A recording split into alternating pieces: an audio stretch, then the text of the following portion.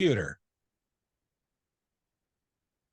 Hello again, and welcome to the Fantasy Sultans. We are back, and you can actually see us. I'm Tripp Yes, Rogers. you can. I'm Tripp Rogers. He is the Hall of Famer, Mike Sheck. And we are here on the Fantasy Sultans, ready to go for 2023. Mike, it seemed like we'd never get to this point. I mean, I'm being truthful here. I never thought we'd make it to this point. Well, it is here, and we didn't know what was going to happen with Aaron Rodgers, and I didn't think he knew he would make it to this point with the New York Jets, but he finally signed with them. And I think the interesting part of the New York Jets is that they have gone all in with Aaron Rodgers. They've got Dalvin Cook. They got some of Aaron's guys also. And if you, again, we always talk about the bump, the Hard Knocks bump, and the Hard Knocks effect. I'll tell you something. The Jets are looking pretty good now. Again, Mike, don't want to talk about that game on Saturday, do we? The Panthers did not look too good, buddy. Just saying. 27-0 did not sit well in my stomach. Not at all. No. Well, but come on, you got to believe that there are going to be some tough days for. Of course there is. Yeah. I mean, there's going to be some tough days. You know that. But again, the Jets are all in. Aaron Rodgers certainly ready to go. We yet to see him we have yet to see him play for the Jets. I don't know whether he's going to play this weekend or not. I have not said anything yet. And so that's going to be, if you remember it was last year, Rodgers did not participate in the preseason, and they came out week one and looked god awful. No, it was 2 years ago. 2 years ago, that the Packers came out and looked god awful, and they said, "Oh, Aaron Rodgers, sat out the preseason." And what did Aaron Rodgers do? Win 13 of the next 14 games, and I think he won the MVP. So don't sit there and say Aaron has to play during this preseason. He certainly has a lot of weapons. Alan Lazard, McCall Hardman comes over from Kansas City, Corey Davis, Randall Cobb. You know, you've got that. Then you've got the ground game with Breece Hall, who's coming off an injury, but he may have a little bit of help now with the addition of Dalvin Cook. And it's going to be interesting to see how that Dalvin Cook, or how they work with Dalvin Cook at this point, because of the fact that you don't know. Cook is basically coming in cold, and he is recovering from surgery, so he's going to take some time. It's going to take him some time to get back into what you'd call playing shape. But that's also part of what we've been following in the offseason, and what is really going to impact fantasy is the situation with the running backs. You had Saquon Barkley with the Giants. You have Josh Jacobs with the Raiders in Oakland. And you had Ezekiel Elliott leave Dallas. Now, he signed with New England Patriots, but in some ways, the devaluing of running backs has been a big topic in fantasy this year, and also in the NFL. It's funny because I read an article from Mike Florio a couple weeks ago, and I think he said it well. He said, quote, "Players come and go over and over again. It's the relationships that are temporary, that they are the caretakers of the football machine, always thinking of when and how to replace the parts that are inevitable, and they will be replaced. The only solution for running backs is to not play running back." He said, "Play a position that becomes more rare and valuable part of the football machine." End quote. And you know what? I think he's exactly right in this statement. We've seen it over and over again. These players are drafted from day one. They become workhorses in the offense. And do they get the recognition that they deserve? Yeah, some of them do. Then some of them don't. And after their tenure is up, maybe they're franchise tagged a year or two after that, and then they move on from them. And again, right back to the situation. They're redrafted. It's a cycle that's over and over again. And you're talking about a position that they are highly undervalued. I mean, you're talking about these wide receivers getting big contracts, the quarterback, of course, while the quarterback's the main part of the offense, but again, so is the running back. Well, when you say undervalued, I don't think it. Well, again, we talk fantasy also, and they're becoming undervalued in fantasy too, Yep. because, we were talking. We talk all the time. We've seen each other's faces. In fact, actually, we saw each other in person for the first time Yes. in 2.5 years. We are. I mean, he is the Hall of Famer. It's tough to find time for the Hall of Fame. The Hall of Famer's got to find time for me. It's tough. When you're the Hall of Famer, you have certain things you have to do. But we were talking about that. And I think this year, more so than any other year, you see running backs. Yeah, there are some in the first round. You're going to see more wide receivers and quarterbacks taken in the first round than you will running backs. And that really is going to work on strategy. And by the way, we forgot one running back when we were doing the kind of the little overview, Jonathan Taylor in Indianapolis. And that's going to be an ongoing situation that we are going to have to watch because of the fact Taylor was top 2, 3 pick last year and just disappointed greatly. Well, let's be honest. There's a reason why Anthony Richardson is the starting quarterback for the Indianapolis Colts. It's because they stunk last year. They were terrible. Taylor was injured. That team just really underperformed. Frank Reich was fired as coach. He's now your coach in Carolina. It's funny how that thing works.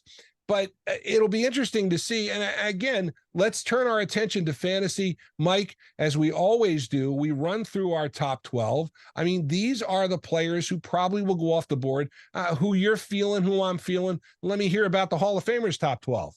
Well, I'm going to break 2 of my 3 down into a 1A and a 1B because either guy is deserved to be picked of number 1.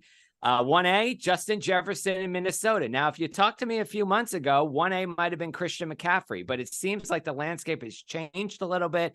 Justin Jefferson, a lot of people valuing wide receivers this year. He is the number 1A, leads the league in receptions last season, 1,800 receiving yards. And then you've got Christian McCaffrey, my 1B. Now, last season, he played his first 17 games since 2020. We haven't seen that from him. And I think a lot of people were questioning him last season. Was Jonathan Taylor or it was Christian McCaffrey? And people were unsure of what, who to take.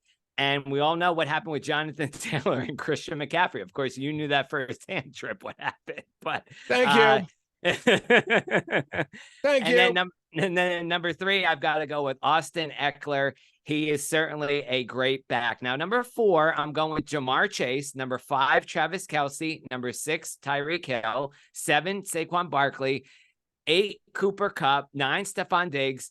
10, a newcomer to the NFL. That's Bijan Robinson in Atlanta. Number 11, A.J. Brown. And 12, rounding it out for me, is Nick Chubb. Okay. All right. I'm gonna disagree a little bit on this, and we'll vary it a little bit. Justin Jefferson, I think, is the number 1 choice. Minnesota is, again, you lose to Dalvin Cook. Obviously, that's going to change that offense. I think that offense is going to become more pass happy. I think it's going to center around Justin Jefferson. And I got to believe that's one of the reasons why I let him go. Jamar Chase at number 2. I mean, let's be realistic. Jamar Chase in that Cincinnati offense makes it go. Joe Mixon is still there, and Mixon is still going to be a guy you're going to want to look at towards the top of your draft. But the question about Joe Burrow remains to be seen. Tyreek Hill, we thought he would take a step back last year, and he didn't. And that Miami team is loaded for the AFC East this year. Think about it. The worst team, New England Patriots. I mean, when was the last time you said the New England Patriots were the worst team in the AFC East? Mikey, I think you were a non-Hall of Famer. In fact, you were still probably in grade school at that time. I'm just saying. But I'll go Tyreek Hill.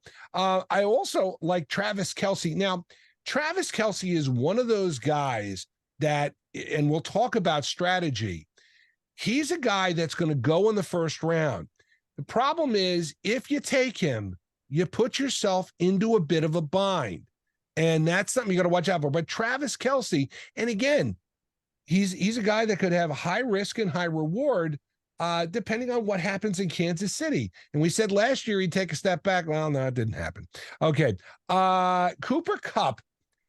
The thing about Cooper Kupp is I wasn't really keen on him last year, but I feel better about him this year. So I've got him in my top 12.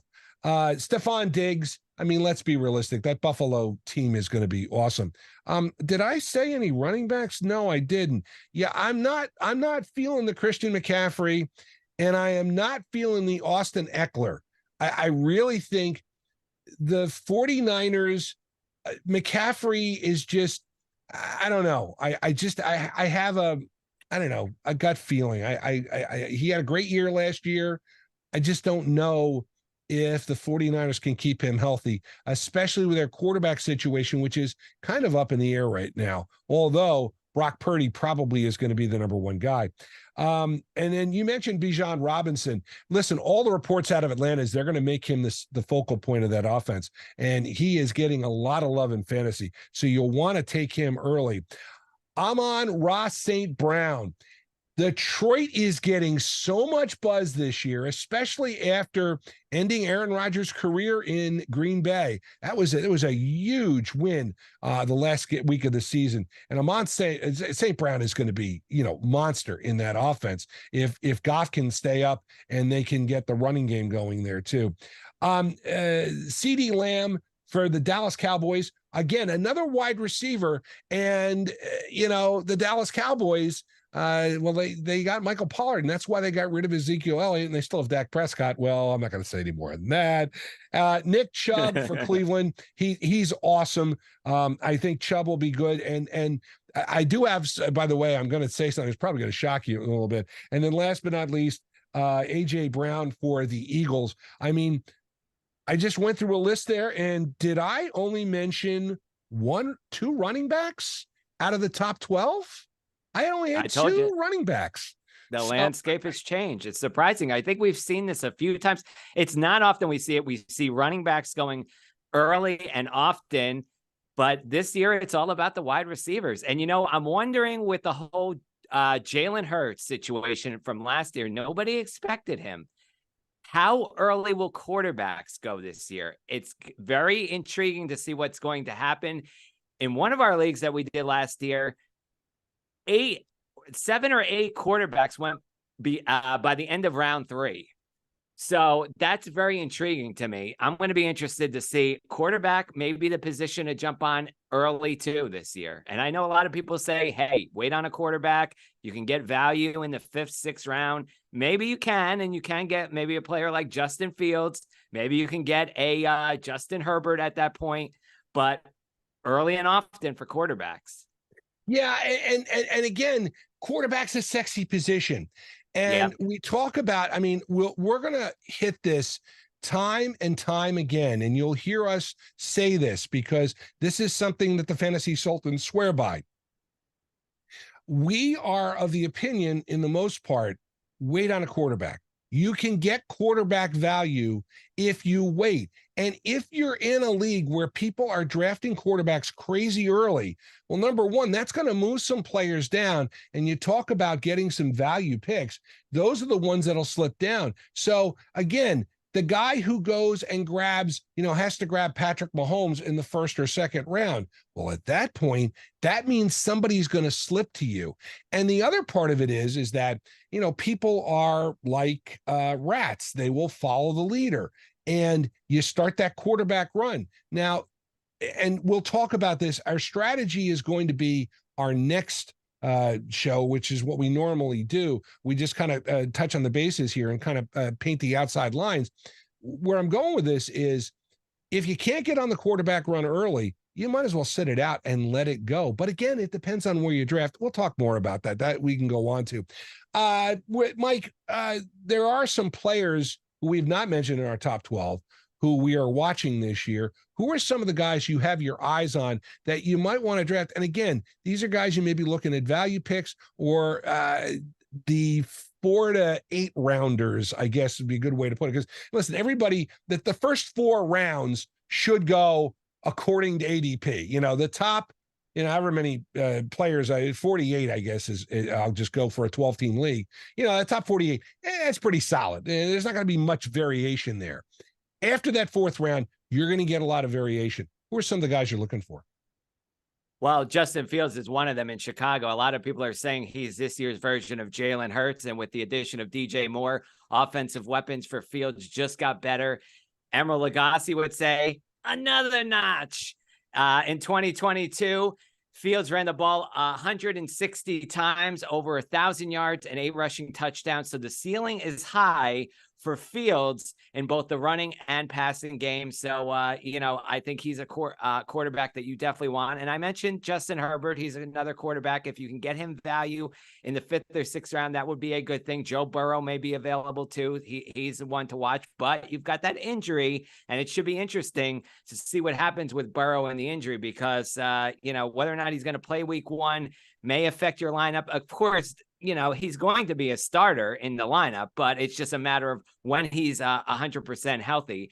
And, there's another player I'm following. That's Breece Hall. Now, he's like a round 3 if you look at it ADP wise, but we talked about it a little bit earlier. They bringing in Dalvin Cook to help him out a little bit with the health injury. I'm a little bit concerned. He's had ACL. We saw what happened a few years ago with Cam Akers in the ACL, especially last year. He was out and then he returned 2 years ago with the Rams, won them the Super Bowl. Of course, he contributed, didn't actually win them the Super Bowl, but contributed in winning the Super Bowl for the Rams. But they didn't use him that much in the playoff run, even though he did return. So, the health factor was he rushed back. That's a possibility. But certainly, I mean, that's one to look at with Breece Hall. If you want to draft Breece Hall, because I said round 3, you probably should go with a running back in round 1, because I don't know if I would feel totally comfortable with Breece Hall as my RB number 1 at this point. He's got potential to be there, and they're going to, Dalvin Cook will be in that offense too. But again, you definitely want to get another running back. And I think that's the route. If you can get somebody like, if you're picking early, it's going to be Christian McCaffrey, but I would also maybe target like somebody like a Saquon Barkley. I know you're not big on Austin Eckler, but I would say Austin Eckler. Bijan Robinson, not so much. I'm a little bit concerned about the rookie. I know Atlanta's going to turn to him for a lot this year because of, Desmond Ridder last year. They had to rely more on the running game last year, and I think that's going to be the same this year. But, certainly Breece Hall is somebody that you definitely want to follow here. And, Tripp, what do you think about as you head into value as well? Where are you looking? Well, the players that I'm watching for, and I'm going to kind of, I again, you talk about good vibes, bad vibes. Kyle Pitts, you mentioned Atlanta and Bijan Robinson. Kyle Pitts is a guy who underperformed in his rookie year. And then last year they said he was going to have a breakout year. Well, then he had the injury, of course.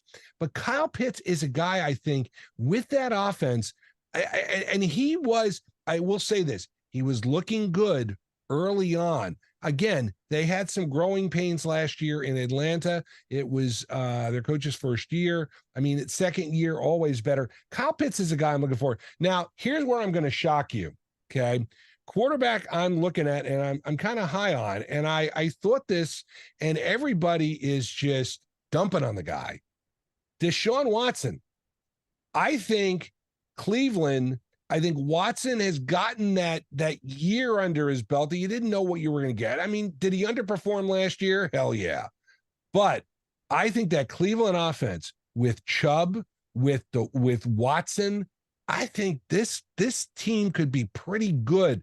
Njoku at tight end. I mean, listen, Cleveland is not going to be the doormat that they used to be.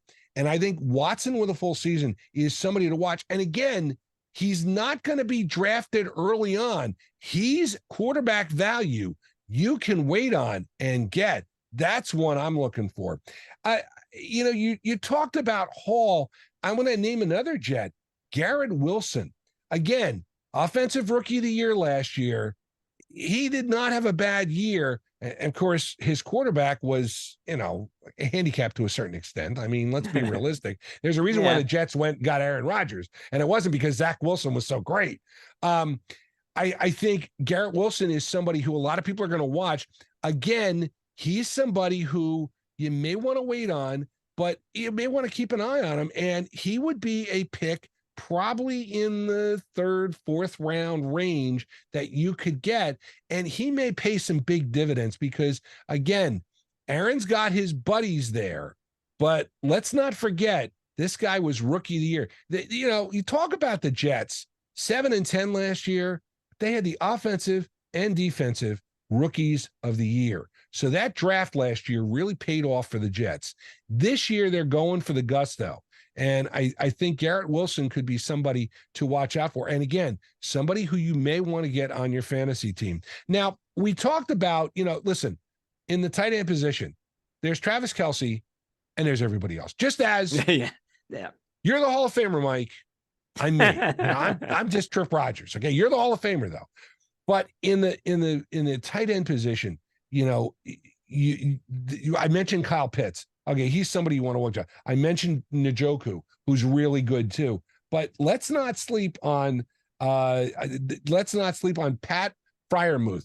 I was high on him last year, and he's a guy at tight end. I think he's going to be good, especially with Kenny Pickett in Pittsburgh. But there are so many stories, so many questions. There's so many players you can watch. And again, I want to go to the fantasy watch because we got to talk about the Josh Jacobs situation in Las Vegas, excuse me.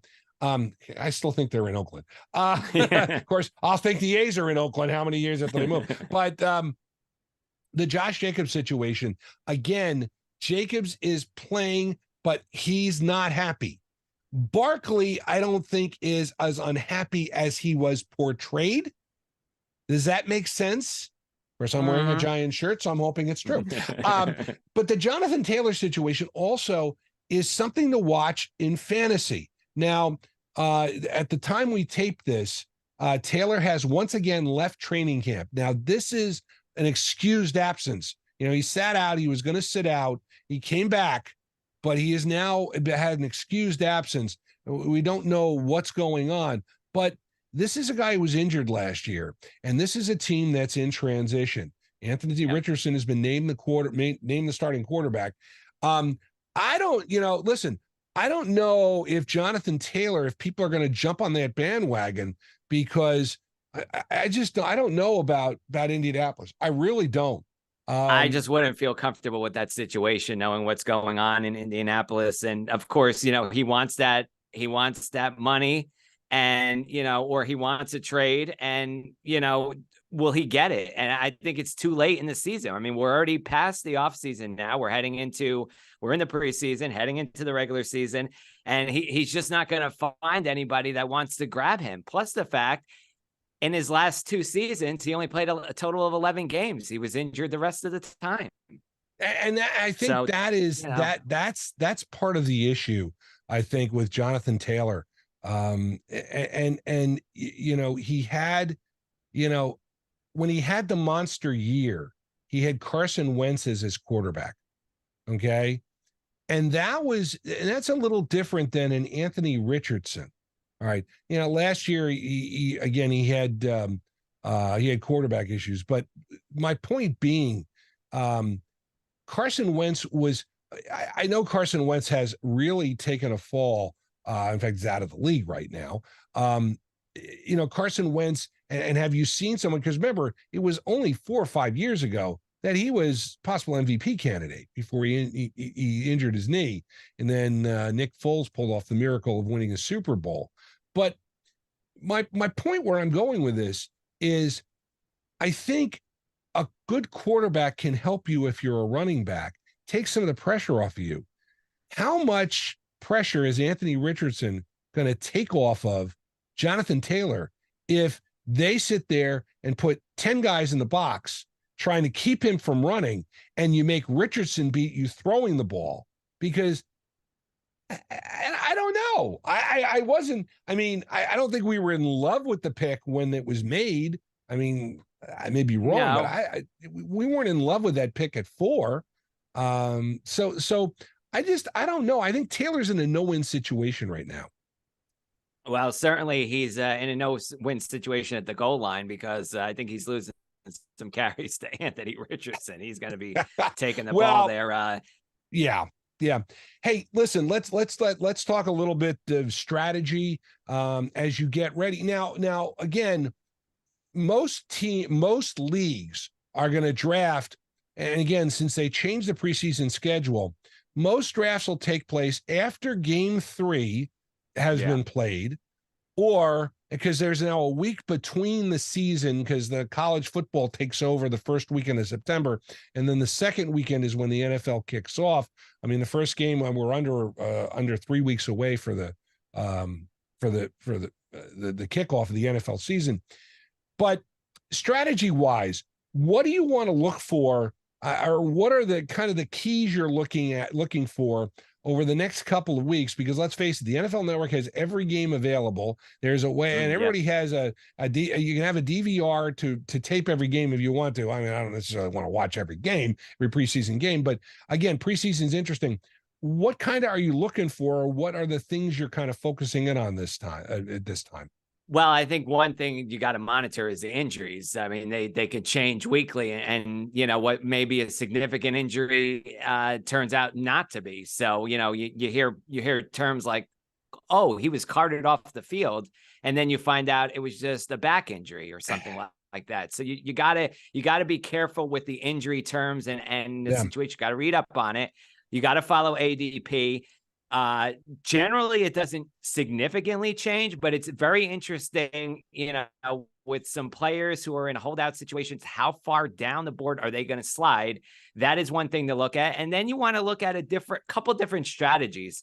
And, you know, we break it down with the 0 running back strategy. You've got the hero running back strategy. And then, you know, you've got the robust running back strategy. Where, you know, you go favoring wide receivers early and often, and then you come back with running backs later. That would be like the 0 running back strategy. And then the robust one is you get that stud player, and then you mix them in with wide receivers, tight ends, however you choose. But, you know, we're going to talk about strategy on our actual draft show, but I really think you need to come up with the first couple of picks. You got to have at least one running back and one wide receiver in your first 3 picks. It does not matter where you take them, but you have to have those 2 positions as part of your 3, because I'll tell you what, you're going to be, if you go quarterback, tight end, then you go wide receiver or even running back, you're going to be weak in a certain area, and you cannot get in there, because you get to a point in the draft, round 4 or 5, depending upon the situation, where you get into the running back dead zone. And this is where you find the running backs, but they're not very good. So you got to be careful. And this is where mock drafting comes into play. You know, do a lot of mocks. Don't over mock, because we always say, you know, you can prepare for almost everything, and then somebody comes out and throws you a curveball on draft night. We've seen it before. Oh yeah, Young Wei Koo, most definitely. Young Wei Koo in the second round. I said if Stephanie does that, I am going to just I don't even. My daughter's been served notice. Do not draft that guy. Okay. I think we're going to go into our strategies, but Mike, I agree with you wholeheartedly. I think after the first 3, you've got to think of the draft as 4 quarters. 1 through 4. I mean, most teams you have 16, 15, 16 players, but again, you got to think it's 4 quarters. 1 through 4 is your first quarter. You got to get 4 studs. Then 5 through 8, you've got to get some depth. Then 8 through 12. you want to try and fill out your roster, and then 13 through 16, you want to try and pick up some value picks, and you want to pick up some guys you can sit on the bench and wait for. So I think those are that's the strategy that I would follow. And I agree with you, though. I think this year more so, I'm leaning towards 2 wide receivers, 1 running back strategy, maybe even 2. But I really think 2 wide receivers in your first 3 picks, not beyond. I think that's gonna set you up well. But again, part of it also is where you draft. And I talked about, I tipped it off real quick. The runs, you have a quarterback run, you'll have a defense run, you'll have a kicker run. Well, the idea is you want to get on the beginning of them, you don't want to get on the end of them or get left behind. But that's for another day. Real quick, Mike, before we wrap up, I want to talk about a couple other stories that hit in the offseason. And this is kind of interesting. Peacock will now have a playoff game exclusively. That'll be the first weekend of the playoffs. They'll have the night game. Now, that is something the NFL has done. Now, the NFL has been has really embraced new media, and they've done this. So Peacock will have that game, and it will be an exclusive. And it's the first time that the NFL has gone to a streaming channel. So that's interesting. But there's another story that came out this week that linear television now, which is over the air, is under 50% viewership. That means that 50% of it is being streamed or is online sources, which is interesting because, well, who pays most of the bills for the NFL? It's the Fox, CBS, NBC, ESPN. So just mentioning that. But the other thing is that the ongoing TV strike, or the strike with the writers and the screen actors, I wonder if the networks are kind of saying to themselves, gee, we kind of shot ourselves in the foot with that Thursday Night Football on Amazon, because they're going to get a hell of a lot of viewers this year, because there's going to be reruns on the networks, because they're not going to have new shows, or it's going to be reality shows.